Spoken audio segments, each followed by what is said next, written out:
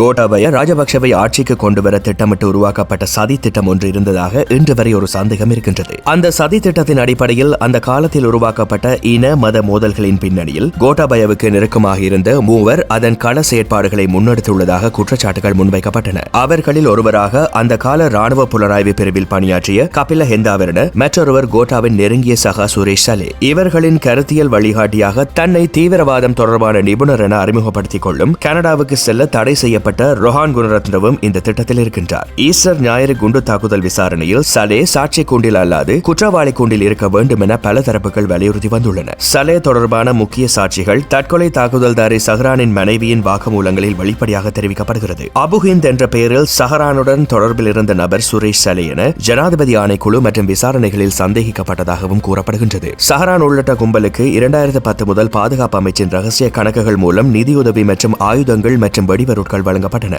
தற்கொலை தாக்குதலுக்கான வெடிபொருட்கள், இலக்கிடங்கள் மற்றும் திகதிகள் ஆகியன கோட்டாபய ராஜபக்ஷ அறிந்தே அனுப்பப்பட்டுள்ளன. சலே மற்றும் ரொஹான் குணரத்ன கும்பல் சிறிசேனவின் நம்பிக்கைக்குரியவரான நிலந்த ஜெயவர்தனவை பயன்படுத்தினர். நிலந்த மூலம் அவர்கள் சிறிசேனவுக்கு ஒரு வாக்குறுதி அளித்தனர். தாக்குதல் வெற்றி பெற உதவி செய்தால் அதை தொடர்ந்து ஏற்படும் குழப்பமான அரசியல் சூழ்நிலையில் கோட்டாபய அரசாங்கத்தில் நிரந்தர பிரதமராக சிறிசேன நியமிக்கப்படுவார். சலே கொடுத்த கயிற்றை விழுங்கிய சிறிசேன ஈஸ்டர் தாக்குதலுக்கு முன்பு தந்திரமாக இந்தியாவிற்கும் பின்னர் சிங்கப்பூருக்கும் சென்றிருந்தார் என்பது குறிப்பிடத்தக்கது.